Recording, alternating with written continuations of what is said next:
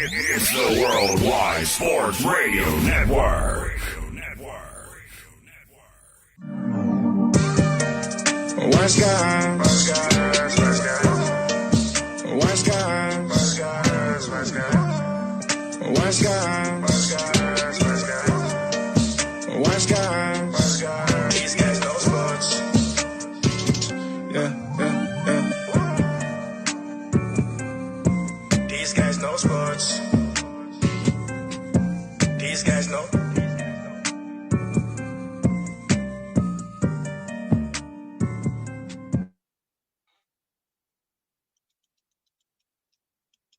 And welcome to Wise Guys. These guys know sports on this Friday, September the 3rd. Sit here with my co-host, Mr. Clarence. What's up, Clarence? What's going on, man? Actually, today is the 4th. The 4th. Okay, September the 4th. I thought it was the 4th. Okay. My sister's birthday tomorrow. Okay. How you doing, bro? I'm doing good, man. Just enjoying this Friday. Enjoying this beautiful weather. Got some ice cream earlier. Just enjoying it, man. That's what's up, man. Everybody remember go and follow Wise Guys on Twitter at WiseGuys_H. Also on Facebook, Wise Guys. And be sure to follow Wise Guys on Instagram with These Guys Know Sports. We got an action jam-packed show ahead. We're going to bring on 3-star recruit Garrett Gillette on the show. He's going to be attending Arizona State next season to play football with Herm Edwards and the Sun Devils. So, Clarence, I'm excited about having Garrett on here shortly, bro. Yeah, and definitely he's going to be working with another Hall of Fame coach too, and Marvin Lewis on the defense. Oh man! But how's your Friday going, bro? Happy Friday to you. I know. How's your Friday treating you today? Everything going well? Yeah, Friday it's smooth though. It's smooth for real. I see everybody out of town this weekend in Atlanta. I'm just watching all their little fun, but it's smooth though. What about That's yours? What's up, man. Oh, my Friday's going pretty good. Man. In the mix of watching some basketball, we got live action going on right now between the Milwaukee Bucks and Miami Heat, Game 3 of that Eastern Conference matchup. So we'll give everybody a live check-in on that score here in a bit. We got a nice show ahead. We're going to talk about the Houston Rockets and the Lakers series later on in the show. Me and Clarence will give you our predictions. Also, we're going to talk about that other series in the Western Conference, the Denver Nuggets and the Los Angeles Clippers. We'll talk about Game 1 last night as the Clippers beat the Nuggets in that Game 1 matchup. But we began in the Eastern Conference with the 2 seed versus the 3 seed as the Toronto Raptors. They won their first game in their best-of-7 series against the Boston Celtics, 104-103 yesterday on a game-winning shot made at the buzzer. So, Clarence, as we open up the show today, Kyle Lowry, he had a good game. Fred VanVleet had a good game. Jason Tatum, he didn't have a good game. He shot 5 of 18 from the floor. But Kemba Walker, he went 9 of 15 shooting from the floor. He had a pretty good game overall. But as we open up the show today, we talk about this series. Let's remember and let everybody know. I picked the Celtics in 7. I think you got the Celtics in 7 too, right? 6. I had them at 6. No. I had the Celtics in 6 too. I had the Celtics in 6. That's right. We both had them in 6. They've been impressive the first 2 games, but last night, the game-winning shot saved the Toronto Raptors' playoff chances. So, what was your biggest takeaway from Game 3 and overall in the series so far? To be honest, I ain't gonna lie. I thought the Raptors was done because they was getting outplayed in the first 2 games against Boston, and Jason Tatum shot amazing. He been shooting 42% in this series alone, and him and Marcus Smart, they've been getting it going in the first 2 games. But Game 3 was kind of tricky because he had a bad shooting night, and Marcus Smart, he had a bad shooting night as well, 2 for 9 from the 3, and Jason Tatum overall was 5 for 18. I just think they wasn't hitting their shots, and he wasn't getting his little spots as he should. But I think the biggest takeaway for me is Kyle Lowry, he finally stepped up and played. I mean, the Toronto Raptors, they was in the same situation last year when they was down 2 against the I want to say Milwaukee Bucks in the conference finals. So that feeling like down 2, it motivated them to play better. I'm still expecting another play, a good play from Siakam. I expect him to play even better because for the simple fact that your GM, Mozzie Urgie, pronounced you're the superstar of the team. So you need to be the superstar of the team. I mean, Kyle Lowry and Frank VanVleet, they've been doing their thing. VanVleet had 25 points and Lowry had 31. they did a phenomenal job in the backcourt. They actually stopped shooting, forcing all those threes and getting to the basket. And you seen that like how it was working and kicking out to the player like OG. And I will say this though, Trey, the shot he made, it was a prayer. That was a prayer right there. And believe it or not, a lot of players don't make that type of shot though because it be so much less seconds on the clock. Like it was 0.5. So he all he had to really do was just throw the ball into the rim. Like he couldn't even really form his shot. But that was a hell of a shot, a hell of a prayer, and it honestly kept the Toronto Raptors alive in this playoffs. Yes, it did. And I was surprised that shot went in, Clarence. You described it perfectly. It was a prayer. And after the game, in the post-game press conference, they asked Ginobili about that shot. And he said, I shot it with confidence. I had no doubts about it going in. Stop it, bro. Stop it, bro. I ain't buying it. That was a lucky shot that I didn't expect to go in. And I don't think any of the other Toronto Raptors players expected it to go in either. He tried to act like he already knew it was going in. I started with confidence. I'm not buying it. But real quick, I want to say this about Game 3 last night. Yeah. Game 3, Kyle Lowry and Fred VanVleet, Clarence, they showed up. Kyle Lowry, he had 31 points. He had 8 assists on the night, shot 13 of 23 from the field. Kyle Lowry has been playing great basketball in the playoffs so far for the Toronto Raptors. And I believe all those years when I was talking about the Toronto Raptors coming up small against LeBron James in the playoffs, when Kyle Lowry was teamed up with DeMar DeRozan, Kyle Lowry has flipped the script. I want to give him a lot of credit, Clarence.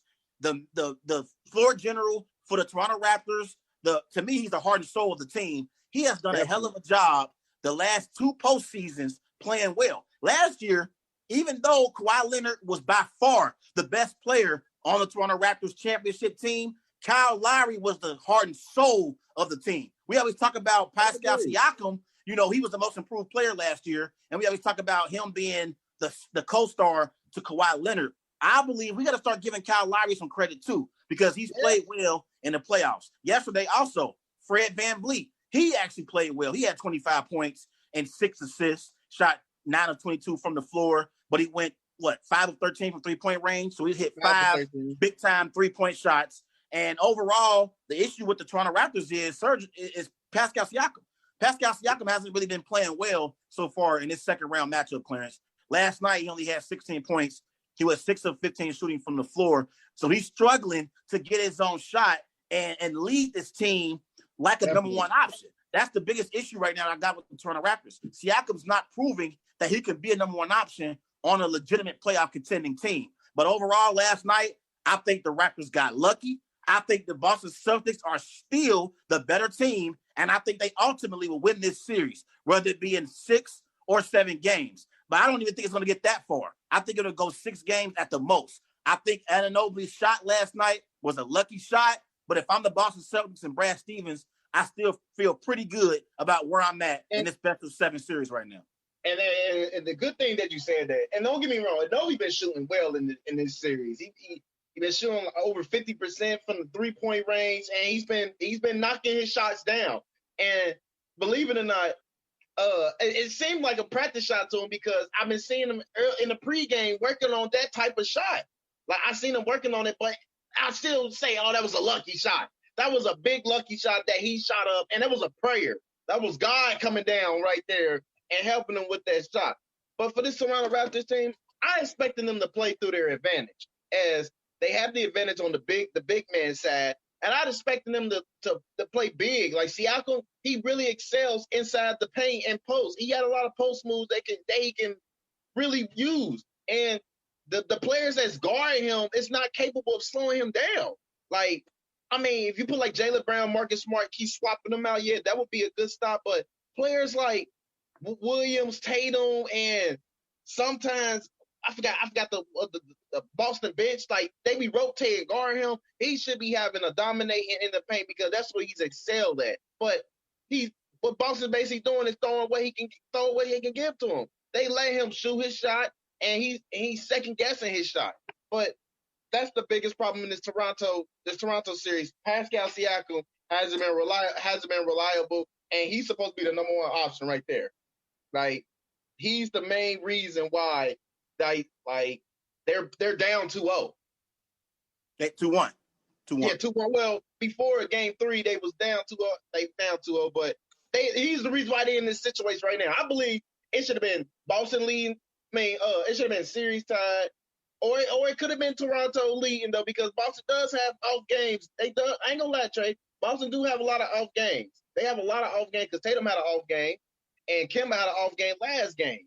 But as much as we talk about them, they should be. It should be Toronto 2-1 or is it right now Boston 2-1? It's just a good series, man. But also too, I gotta call out head coach Brad Stevens. I know Brad Stevens, he was a great coach at the University of Butler at the collegiate level, led the Butler Bulldogs to 2 Final Four appearances during his tenure as head coach. He was a 3-time Horizon League champion head coach, 2-time Horizon League Coach of the Year, and I believe he's one of the best coaches we have in the NBA, Clarence. But last night, he dropped the ball. He dropped the ball because I don't know why in the hell would you be in a zone on the last play of the game when a 3 beats you. Why are you in a zone? Like, what are you doing, Brad? Like, it made absolutely. Say it again. You seen that long pass they got? Like that long pass to Inobi. Like that pass should never even been thrown. Or it shouldn't have been thrown. But besides all that, I think the defensive scheme in that moment was terrible. This defensive scheme by Brad Stevens was terrible. Yeah. You play man-to-man defense, you lock your man down, and you force your opposing player, whoever you're guarding, to hit a shot over you. Why are you in a zone? And not only that, I gotta call out Jaylen Brown. I love Jaylen Brown, Clarence. I think Jaylen Brown has emerged as, that second or third go-to player on this Boston Celtics team. You could say it's Kemba Walker because Kemba Walker been balling out so far in the playoffs, and he's more proven than Jaylen Brown. But Jaylen Brown, he is an up-and-coming future, possible star. I think a few years here and there, he could possibly make an all-star team. Wouldn't you agree? I believe he made a mistake on that last possession because he didn't stay connected to Anunoby. What are you doing, Jaylen Brown? Look, Jaylen Brown yesterday, he had 19 points, now to 15 shooting from the floor. I actually like Jaylen Brown's game, and he's improved offensively, this season. But that last defensive possession was a bad possession by Jaylen Brown. And I like the fact that in the post-game press conference, Clarence, he took full responsibility for that complete meltdown on that last play. He took full responsibility for it, and he said that was my responsibility to be there in that moment. He wasn't there, and that's the only reason why Ginobili had an open shot to begin with, because Jaylen Brown lost track of Ginobili going behind the baseline and going underneath the rim. So, I just think they dropped the ball overall defensively on that last play. So I blame a lot of that on Brad Stevens and Jaylen Brown. I hope they bounce back in game 4, but that was a defensive breakdown. And that's the only reason why the Toronto Raptors won game 3. Yeah, I think there was a mental breakdown from the Boston Celtics because they were so eager to like just get a stop. But they got fooled with Inobi knocking down that shot. And I mean, don't get me wrong, he's been shooting the ball good for the Toronto Raptors. I give you that. Like, he's been there, made a lot of threes on this team in this playoff in this particular series. So I believe they kept giving it to the hot hand and OG Anunoby. But I do want to ask you this though before we bring our guests on. Do you believe that the Toronto Raptors are still into this series? No, I do not. I think the Boston Celtics have control over this series. I think they are the better team, and I think they're the more balanced team.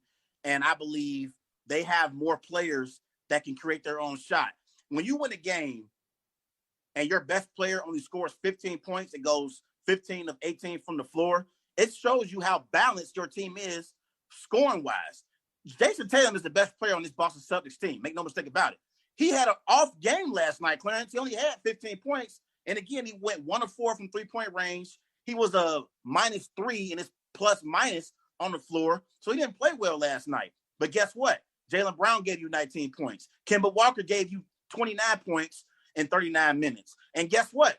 We also missing Gordon Hayward right now for the Boston Celtics. So Gordon Hayward can give you at least 15 to 25 points per night. I believe when your best player doesn't play well and you still are in a position to win a playoff game, it shows you the balance that your team has overall. The balanced scoring attack that your team has and how other players can step up when that star player isn't shooting the ball particularly well. So I think the Boston Celtics still have the control over this series. I think Fred VanVleet and Siakam and Kyle Lowry, they were going to struggle with that Celtics defense because I think Marcus Smart, him being a great perimeter defender that he is, I think Tice, him being a nice rim protector, had a nice dunk in game 3 that I thought was going to be the game-winning bucket. I think they're kind of making it tough on those Raptors, players being able to shoot that three-point shot. That was one of the strengths we talked about coming into the series. The Raptors shoot the perimeter shot very well. I think the Celtics have done a hell of a job containing the Toronto Raptors like Fred VanVleet, Kyle Lowry for the most part, and Powell. They've contained them on that perimeter so far in this series. That's why I think they still have the control. Definitely. So you got winning game 4 tomorrow. Game 4 tomorrow.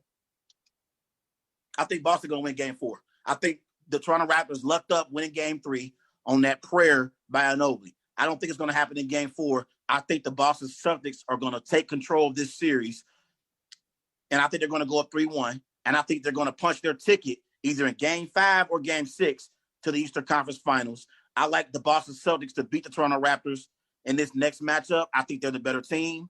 I've watched Raptors-Celtics games multiple times this year, Clarence. I've seen a game earlier this season during the seeding games where Boston was beating Toronto at one point by 40. I think the Celtics are the better team. I think Jason Tatum is the best player on the floor. And I think Siakam has been playing, below his standards. And I don't think that's going to change at any point in this series. Therefore, I think the Boston Celtics are going to take control and ultimately win this series. If it's 4-1 or 4-2, they'll win it. Yeah, Fred VanVleet, he definitely tweeted like it's over for the C's though. But we're gonna be very interested in seeing what they're gonna do tomorrow as game 4. Real quick, that's what I was wondering too. I meant to bring that up. What the hell is Fred VanVleet talking about? I love Fred VanVleet. Fred VanVleet is a champion. I love his game. I love his perimeter scoring ability. I love how he can get to the rim, create contact, and also pass the ball out to others. He can hit his free throw shots. I like Fred VanVleet a lot, Clarence. But I don't know what the hell he's talking about here. Talking about it's over for the Celtics. Bro, y'all barely won game 3. Y'all won game 3 on a prayer. What are you talking about, Fred VanVleet? Stop it. Yeah. Mr. Drake lookalike. Come on. Yeah, he's definitely, man. He's definitely gonna be something to watch though, man. Who you got winning game 4? Oh, I got I think I already said Boston in 6 though, but I think Toronto can steal this one because they gain momentum from that shot, so they're gonna be more ready of the gameplay the Boston Celtics gonna throw at them. But I got Toronto winning tomorrow. You got Toronto winning game 4. Okay, so you think Boston gonna win game 5 and game 6? Definitely. Okay, I got Boston winning game 4, but we'll see what happens. Like I said, I love both of these teams. I just think Boston Celtics, they got the best player in the series in Jason Tatum. Jason Tatum is an emerging superstar. I know he had a rough game in game 3, but I'm a Jason Tatum fan, and I love watching this brother hoop. And I think he's showing that he's significantly better than Pascal Siakam right now. Like, I think Siakam has tremendous promise, Clarence, but right now he's not playing very well in this series. And if the Raptors want to have any chance of repeating as champions, they need Pascal Siakam to play like a superstar. And he hasn't been doing it so far. But it's that time of the show where we're going to bring on our guest appearance of the week, our second guest appearance of the week. He's out of Wisconsin. He is committed to Arizona State. He's a 3-star commit, 6'5", 215 pounds. He's had offers from Western Illinois, Ball State, Toledo, Michigan State, Ohio, 13 total offers. I'm not going to go through them all, but he's had 13 total offers on the table. We welcome to the show 3-star tight end, Garrett Gillette. What's good? What's up, Garrett? Mr. Gillette? What's going on? How you doing, bro? Hey, how you doing? Good. What about you? No, I'm just excited for you to come on the show. Excited to have you on the show. Doing real well. Hey, Garrett, let's get right to it. At what age did you start playing football, and what made you fall in love with the game? I started in 4th grade. Our program starts in 5th grade, but I played up a year. with all the fifth graders, and then ever since then, I was just in love with the sport. Okay, I like that answer. But hey, Garrett, I do want to ask you this before the football question. So tell us about your hometown. I don't know how I'm pronouncing it. Muwango. Is that McWanago. Mugwanago? Oh, okay, Yeah. Mugwanago, Wisconsin. Can you tell us about your hometown and how it made you the person who you are right now? Yeah, for sure. The community just loves football, so I don't know. It really just pushed me to play football, I guess. I don't know. See what you are? You're a little nervous. Yeah. Now, Garrett, I know you from Wisconsin, and I don't know if you know by now, but I'm a diehard Packers fan. I've been a Packers fan since I was 3 years old. I live here in Cincinnati, Ohio, but do not associate me with the Cincinnati Bengals. Please don't, Garrett. I'm a diehard Packers fan, and I've been loving the Packers since Brett Favre, Reggie White, Antonio Freeman days. So I'm going to ask you a question. Being from Wisconsin, are you, my brother, a Packers fan? Please tell me that you are. Of course. Yes. Yes. You are a Packers fan. Go, Pack, go. Yes, sir. So who's your favorite Packer player in Green Bay Packers history? Gotta go with OG Brett Favre. OG Brett Favre over Aaron Rodgers? Yes, sir. So, okay, Garrett. So who's better, Aaron Rodgers or Brett Favre? Brett Favre, of course. Can you tell us why Brett Favre is better than Aaron Rodgers so you can tell my host that, please and thank you, sir? You see Aaron Rodgers going out there trying to block someone? Nah, Brett Favre did. Garrett, bro, let me tell you something right now. I like the fact that you're a Packers fan, so with all due respect, my Packer brother, you're wrong here. He is not better than the great Aaron Rodgers. Let me tell you why. Listen, I grew up a Packers fan, so I've been watching the Packers since 95, 98, 2000. And I'm going to tell you something right now, Garrett. Brett Favre has broken my heart more times than Aaron Rodgers has. Whenever I used to watch Brett Favre games, literally, Garrett, I'm serious here. My heart was all over the place. Seriously, it dropped time and time again throughout football games. When I watch Aaron Rodgers, Garrett, he relaxes me. RELAX. I'm relaxed watching Aaron Rodgers because you know why? Aaron Rodgers doesn't throw as many interceptions as Brett Favre. No, they happen once in a while. Once in a while, but Brett Favre, they happen very frequently. Oh.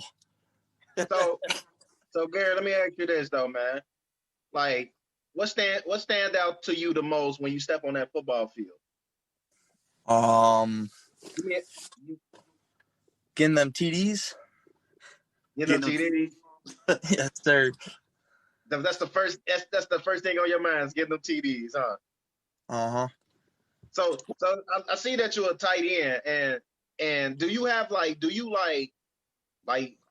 look up to someone or for a body of work, like your favorite tight end that you look up to and you want to be like, wow, I just want to be like that guy. I love his art of work he brings to the field. Do you have like a tight end that you favor yourself of? Well, always growing up, I looked up to my older brother, and then he played tight end, so I always looked up to him for sure. What about anybody in the field? Is anybody in the NFL that you like, that you have a favorite tight end that you emulate your game around and you watch that guy and say, that guy, he is it? Is there anybody in the NFL you watch that you like at tight end? George Kittle. How you like Kittle? Okay.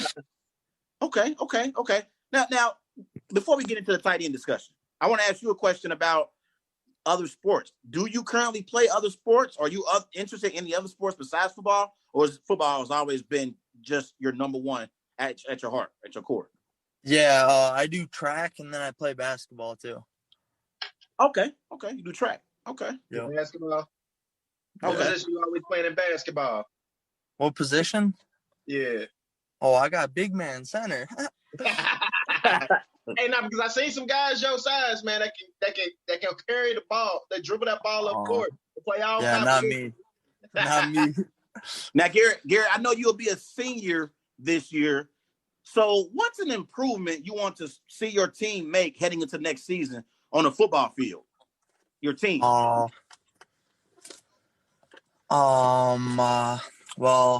we want that state title for sure. Yeah. But yeah, I don't know, just coming together as a whole and doing the best we can. So I'm gonna ask you this though: why you choose Arizona State why Arizona State? How come it was a hard commit to you?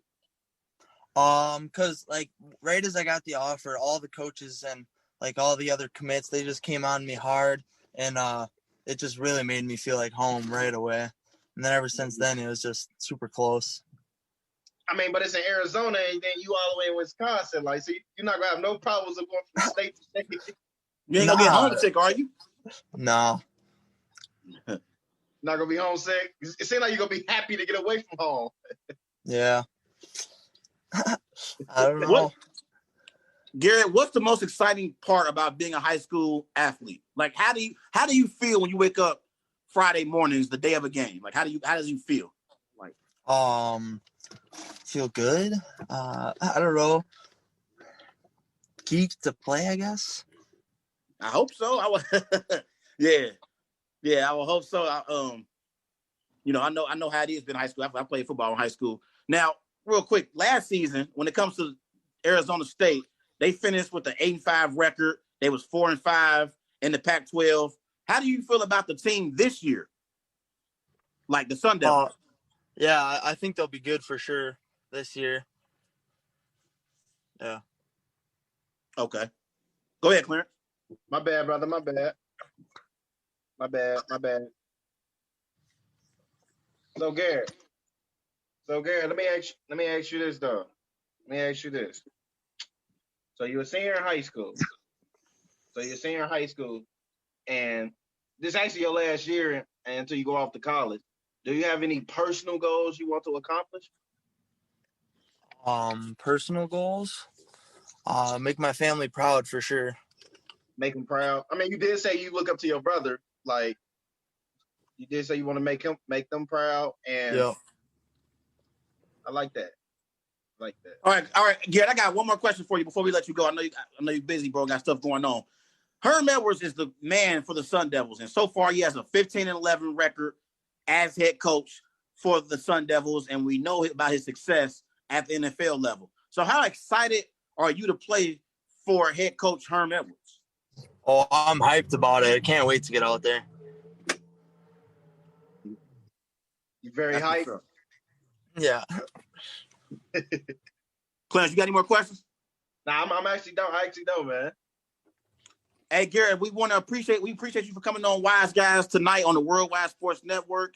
And again, I know you're going to have a great season this year for your high school team, and I'm definitely going to be rooting for you next year when you attend Arizona State playing for head coach Herm Edwards. And like I said, I saw some of your film, bro. You got a promising future ahead of you. Keep working hard, and we definitely want to bring you back on the Wise Guys one day. All right, sounds good. Thanks. All right, thanks, Garrett. Have a good night. Thank you. Have a good one, man. So, Clarence, let's transition real quick. Let's talk about some NFL real quick. Yeah, now, yesterday, Bill Belichick and the New England Patriots, they named Cam Newton starting quarterback. Come as no surprise to me, but they named him the starting quarterback for the New England Patriots. So, what are your expectations for Cam Newton now that he's been named the starting quarterback for the Patriots in Week 1? I think the expectation from him is like he got to show, he has something to prove. Like, he has something to prove to all of us around the NFL, like to show that he's still that elite quarterback in this NFL. Now I will say this though, Trey. He's playing for something that he's playing for. I feel like for me, he's playing for another extension. He's showing everybody that he's still a winning quarterback, and he's Cam Newton, someone that's always been excited around this league. He's always been excited. I mean, we're talking about the 2015 NFL MVP that actually took the Panthers to a Super Bowl. Like that's the Patriots fans should be excited of what they're getting out of him. It's hard working, his smartness towards the game, and I expect them to ball. I'm never gonna speak on someone bad. Like I want them to drastically fail. I don't want them to fail, but I want him to ball. I knew he was gonna win the job because everybody, his teammates, his peers, they love him. They love the energy that he brought to the table. And Bill Belichick stated he's the first one in and he's the last one out. He's the most hardworking player he ever worked with. And I just think all that's gonna pay off in this season. Yeah, first of all, I want to say that yesterday when this news came down and it was considered breaking news, I got news for you. It wasn't breaking news. We've been knowing that Cam Newton was going to be the week 1 starter for the New England Patriots the day he signed with the New England Patriots. Okay, Brian Hoyer, Jared Stidham, give me a break. Stop it.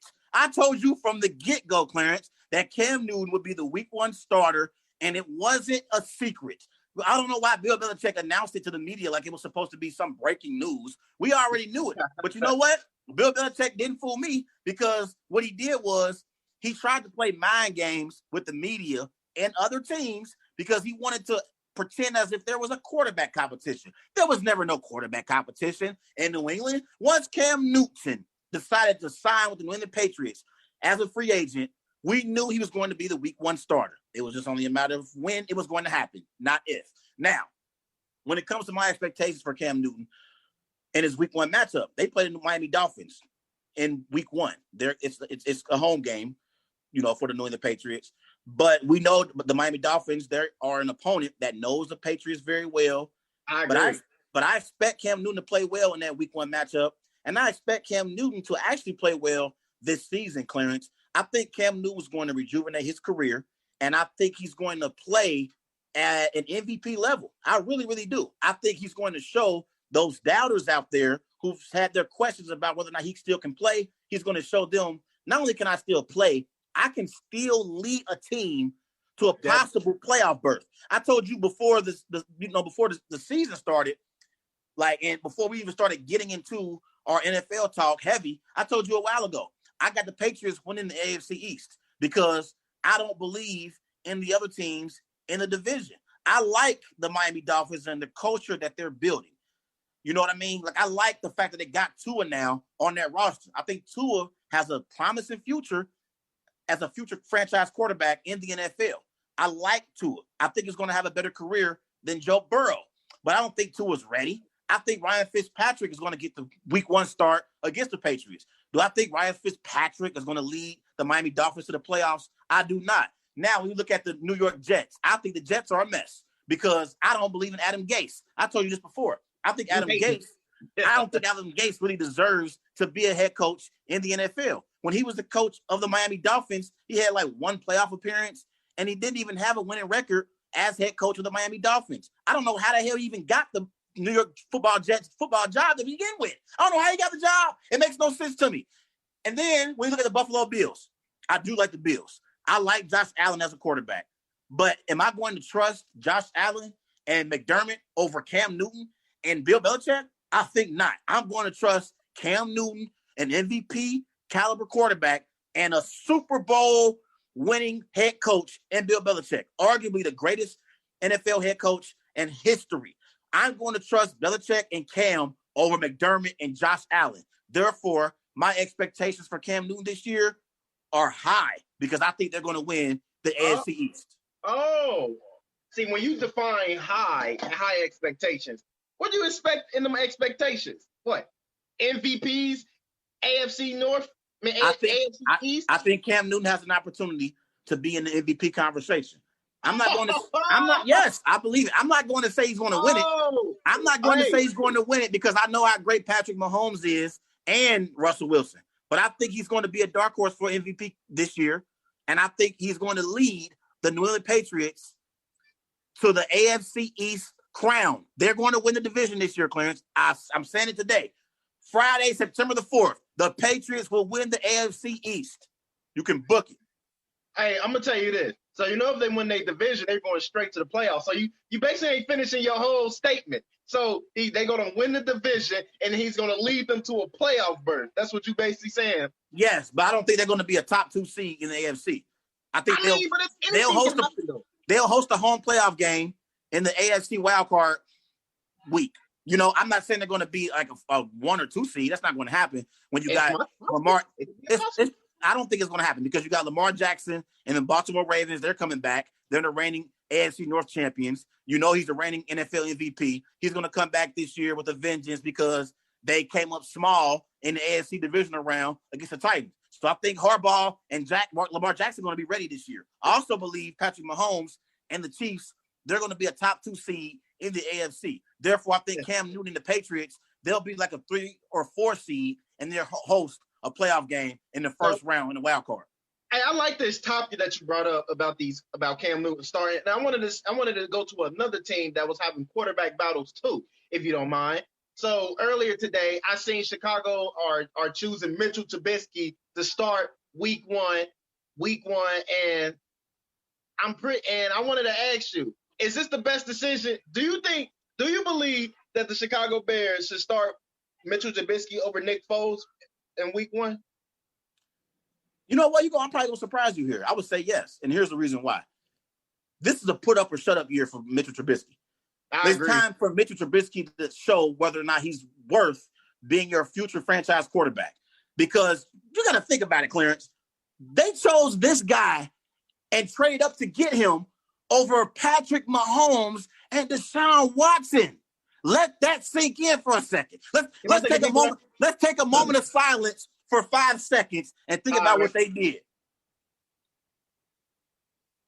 They traded up to get Mitchell Trubisky over Deshaun Watson and Patrick Mahomes. Patrick Mahomes obviously has an MVP on his resume, a Super Bowl champion, Super Bowl MVP. And we know Deshaun Watson, he has great promise as a future quarterback for the Houston Texans. I think Deshaun Watson is going to win a Super Bowl before his career is over with, Clarence, at some point. I think he's a top 5 quarterback in the NFL as far as I'm concerned. And they traded up in the draft and missed out on Watson and Mahomes for Trubisky. Now, listen, the first year Trubisky actually had a good year, and he led the Bears to the NFC North title. They came up short in the playoffs. You remember? They actually lost to Nick Foles and the Philadelphia Eagles by like 1 point, I believe. But he had a nice first season. But last year, Clarence, he was terrible. He was terrible last year. Terrible. And that's being nice. Like, it was throws last year where he was very inaccurate. He was just an inconsistent passer. So I think this is a put up or shut up year for Mitchell Trubisky. And if he doesn't get it done, I think Matt Nagy and the Chicago Bears should seriously consider trying to find another quarterback to lead that franchise. See, I agree with that. I agree with you on that because he was literally dead last in every position at the quarterback. I mean, yards per play, yards per throw. I mean, touchdown interception ratio. It wasn't that good. He had rookie numbers still. He had rookie numbers that looked ridiculous from a guy that's not a rookie no more. And believe it or not, I felt like this is the best decision for the Chicago Bears to go after. Like, it's good that you start Mitchell Trubisky over Nick Foles. Because Nick Foles is not your typical quarterback that can be a week 1 starter. And don't get me wrong. Don't get me wrong. He started in this league before. He actually set the record for the highest QBR in the season. And I think he set it or highest completion. He's still a good insurance quarterback. I'm gonna say that. He's great insurance. He's great insurance for you. But Mitchell Trubisky, it's do or die this year, man. They didn't pick up your 5th-year option, and they basically throwing to you like you have to work for your money to get that extension. And I think that if all the pieces around him come together and actually say, Mitchell, we want you to lead us, I think that will give him a little more confidence in having a great season. But he has that self-confidence in himself. I mean, he's literally a dual threat quarterback, so he can run and throw. So that's a plus right there. He can take a lot of hits. That's 2, but 3. You just gotta perform in big games. That's my concerns about him performing in big games, and they got the defense to back it up, but they need him to step up to the plate.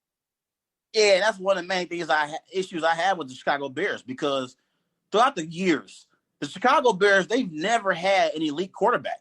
They've always had great defenses, Clarence. They've always had defenses that can get stops. I'm thinking about, Brian Urlacher. I'm thinking about Lance Briggs. They've always had elite defenses that always got stops, but they never had an elite quarterback. And now you got Khalil Mack, who's one of the best defensive players in the NFL. You have some playmakers, offensively, Cohen and Robinson. You got some playmakers that you can get the ball to, but you need a quarterback that can throw the ball consistently, accurately down the field. And that's one of the issues that we have with Mitchell Trubisky. I remember last year, they were talking about Mitchell Trubisky and how frustrated he was because in the Chicago Bears facility, they had multiple TVs on in the facility. Yeah, I remember that. He was getting upset because all of the critics were criticizing him about his play, and he wasn't too happy about it. Well, my thing is, and what I would tell Mitchell Trubisky is, be more mentally stronger for your team, Mitchell, because as a quarterback, not only do you have to lead with your play on the field, you have to lead in the locker room. You have to be mentally strong to be successful at that position. And I think that's where Mitchell Trubisky struggles at.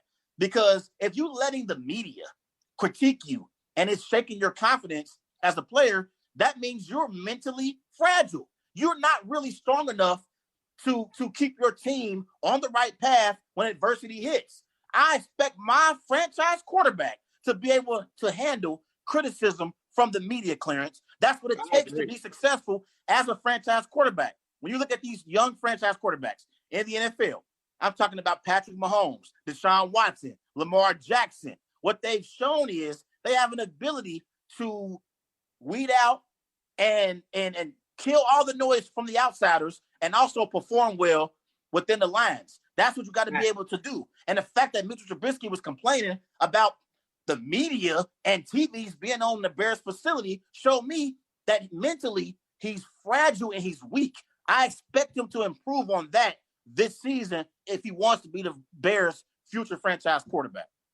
That's great. Hey, can we go to one more team? One more team, and we can move on to the next level. Go ahead. Okay. So Tyrod Taylor is pronounced the starter for the LA Chargers against the against the Cincinnati Bengals. Do you believe that Justin Herbert should have been the starter instead of Taylor? No, I do not. I think they made the right decision here. I'm going to give Coach Lynn, the benefit of the doubt here and say that they made the right decision. I think Tyrod Taylor should be the week one starter. I don't think Herbert is going to be ready, to be this week one starter. So therefore, I think Tyrod Taylor is a good placeholder until Justin Herbert can get up to speed, learn the offense, go through his mechanics, his progressions. I think he should have the job until Tyrod Taylor either, plays bad or until he's shown that he's ready to take over. We know that Justin Herbert is the future quarterback of the Chargers moving forward. I think he needs to take some time to learn behind a nice veteran like Tyrod Taylor. Tyrod Taylor is never to be confused with elite. He's not on the level of Aaron Rodgers or Tom Brady or Patrick Mahomes, but Tyrod Taylor is a nice starter in the NFL. He's not great, but he's a nice starter in the NFL, and he's a game. I'll say he's a game manager. He's a game manager. So he's average. So I believe he's someone that Justin Herbert can learn from. So I think they made the right decision and postponing him being the day one starter. I agree, man. I think for Anthony Lynn, he didn't see a lot of confidence in Justin Herbert for him to say he's the starter of the LA Chargers team. I truly believe that he was more comfortable with making Tyrod Taylor the starter because Tyrod doesn't have a lot of turnovers, cause a lot of turnovers. And we watch Tyrod Taylor play. Like you said, he's a game manager. He's someone that is not going to shock you or, oh, look at this explosive play that Tyrod about to do. He's one of them guys that's managing the game. He's going to throw decent amount of yards and lead you down maybe for a field goal, meaning more likely a field goal than less than a touchdown. But this process, how I look at it, I think Anthony Dan, he wants Justin Herbert to learn the playbook more and gain more confidence into himself. So when he does have the confidence, he can be able to make that quarterback swap. But I think this is the best decision for Tyrod because Tyrod, he's used to these situations. It was the same situation in 2018 when he was with the Cleveland Browns.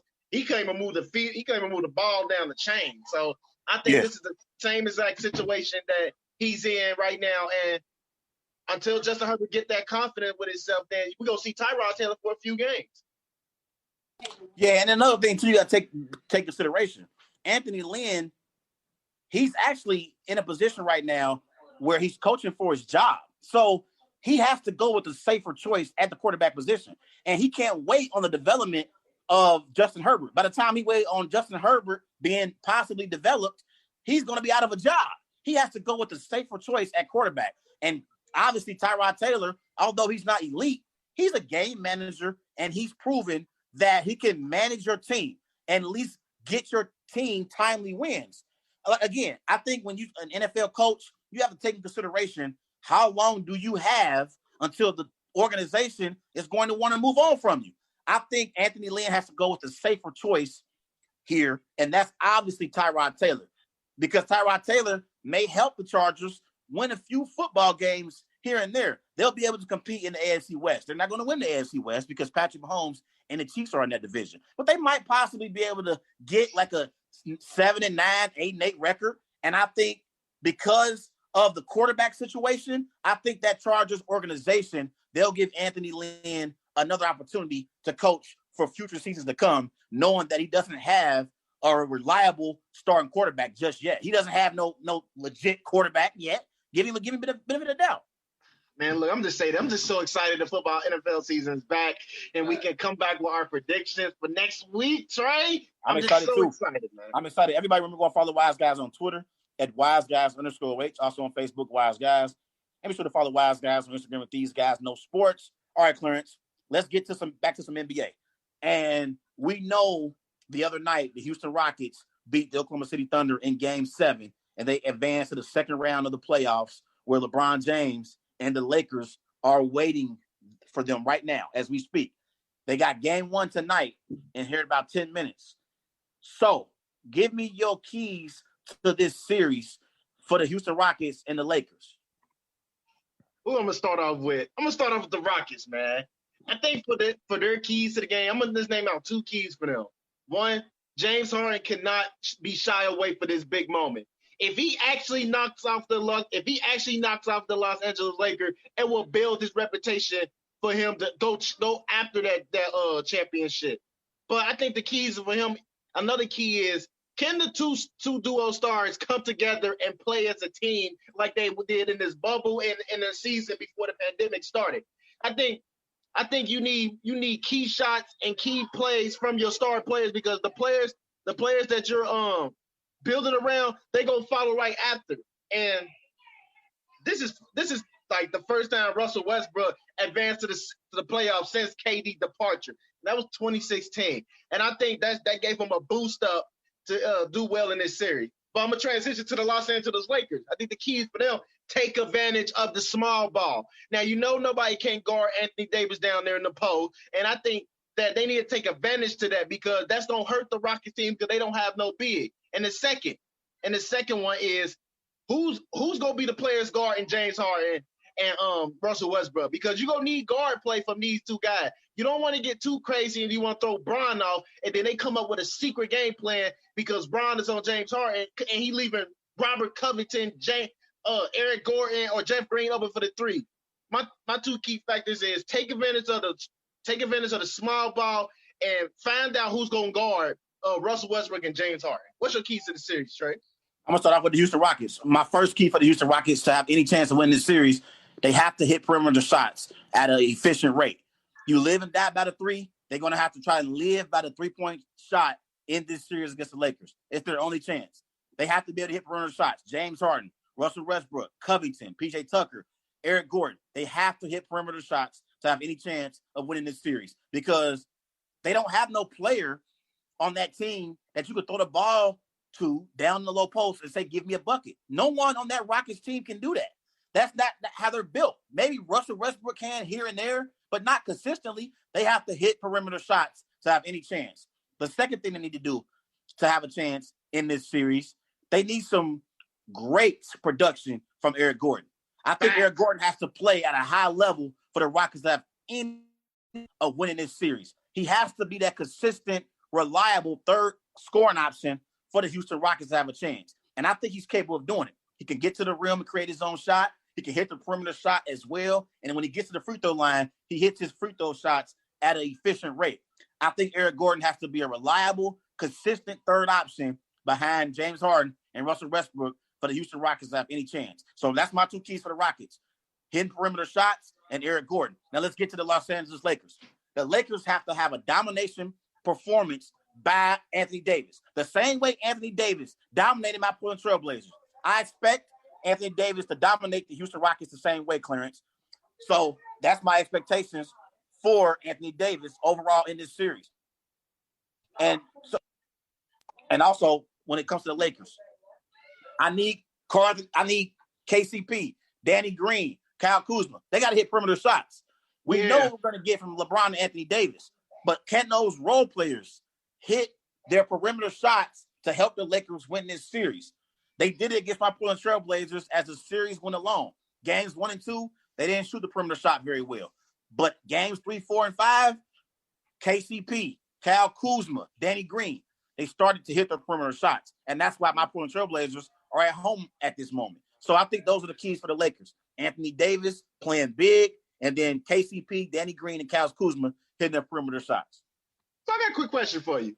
Do you believe Houston Rockets coach Mike D'Antoni is on the hot seat if he doesn't beat this Lakers team in this next series? I do not. I don't. I think he was on the hot seat if he would have lost Game 7 in the first round against Oklahoma City Thunder, because they were the favorites in that series. No one expects them to beat the Lakers. They're the underdogs in this series. We know the Lakers, led by LeBron James and Anthony Davis, are expected to win this series and get to the Western Conference Finals. We don't expect the Rockets to have any chance of winning this series. So therefore, I believe he's not really on the hot seat because he already passed that test. They beat Oklahoma City in the first round, barely, but they got it done in Game 7. So I think Mike D'Antoni, he will be the coach of the Houston Rockets next season. He saved his job. So you're hearing this from Mr. Trey Larkins, everyone, that Mike D'Antoni will be the Houston Rockets coach next season. Yes. I think when you look at the situation, like the Rockets, they ain't had that much of a success. They only went to one Western Conference Finals in the last 5 years. They always been a top team in the Western Conference, but the results are they get knocked out the first round, second round, whatever rounds you say. But I think he's on the hot seat as it is because they want to see some improvement from him coaching and the type of play style that he brings to the Rockets team. Like the ISO ball, they feel like it's really not handling it right. But I think the pressure is on him because if you don't clearly beat this Lakers team and stuff, you might be on the hot seat. You might be on the hot seat. But they're not expected to beat the Lakers, Clarence. I know they're not expecting they're not them, even but favorites. we're not expecting them to beat them. And I know pretty sure everybody else doesn't either. But at the same time, like, you've been in this running for years, man. There's something has to change, man. You have Russell Westbrook and James Harden. You created this norm of small ball. So I think that has to continue on playing into this next round. I will say this. I think the Rockets have a better chance of beating the Lakers than they do the Clippers. And here's the reason why. If they start hitting perimeter shots, it forces Anthony Davis, Dwight Howard, JaVale McGee to come out on the perimeter and have to guard them. I think if you can bring those bigs from the Lakers out on the perimeter, tire them out a little bit, I think it can help the Rockets on the defensive end as well. Because if they hitting shots, that means that they can get back defensively and try to do the best they can to defend the Lakers. If they don't hit perimeter shots, they have no chance in hell because the Lakers are going to be getting the ball off the rebound. LeBron's going to push the pace, push the basketball for the Lakers, and the Rockets, they won't have a chance because they won't be able to defend the Lakers. They have to force their bigs, McGee, Howard, Anthony Davis. They have to force them on the perimeter and force them to defend them. If they not hit perimeter shots, they have no reason to defend the perimeter, and the Lakers are going to run away with this series. If the Rockets hit perimeter shots, they have a puncher's chance of winning this series, in my opinion. Yeah. So who wins Game 1 and why? The Lakers will win Game 1 tonight.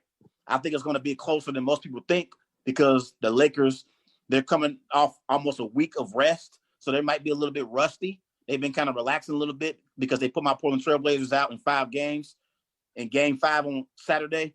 So they might be a little bit rusty out the gate, but I still expect the Lakers to win Game 1. Yeah, I agree with you. I'm definitely taking LA in this game. I think they have the advantage because they have been resting, and they're actually been watching film on who's gonna be playing, who they was gonna be playing. And once they realized they was playing the Rockets, they started adjusting to their gameplay, probably in practice, and starting to figure out some game plan for them. But I got LA Lakers in this one. Who wins the series? For me, see, I thought it was gonna be a tough one though, because I see how the Lakers were struggling with the Blazers, but they all got it together. And I think it's going to be another type of series like them. Like, I got LA in 5. Me too. I got Lakers in 5 too. I think James Harden and Russell Westbrook, they'll get you one game. Game, but I expect the Lakers to beat the Rockets 4-1 and advance to the Western Conference Finals. So I think it's going to be more competitive than most people think, but I think the Lakers' late game execution is going to be too much for the Rockets. And I think defensively, I think Anthony Davis, JaVale McGee, and Dwight Howard, they're going to impose their will on that Houston Rockets offense. And I think they're going to struggle to score, just like the Portland Trailblazers struggled to score in the first round. Yeah, I definitely agree with you that, man. We both got LA in 5, man. Looks like we've been perfect since, man. Everybody remember to go follow Wise Guys on Twitter at WiseGuys_H. Also on Facebook, Wise Guys. And be sure to follow Wise Guys on Instagram at These Guys Know Sports. Hey, Clarence, next week's show on Monday, we got some stuff to talk about when it comes to your boy Giannis. We ain't get to it today, but I ain't forget.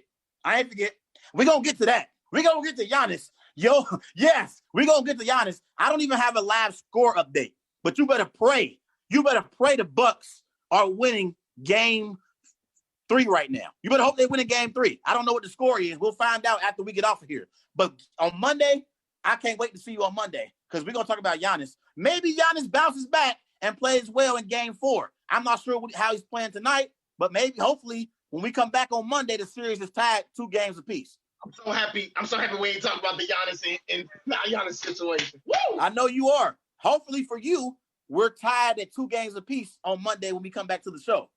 Yes, definitely. Everybody is tagging me right now, and it's going ballistics. Everybody have a great weekend. This Wise Guy Sports signing off on the Worldwide Sports Network. It's the Worldwide Sports Radio Network.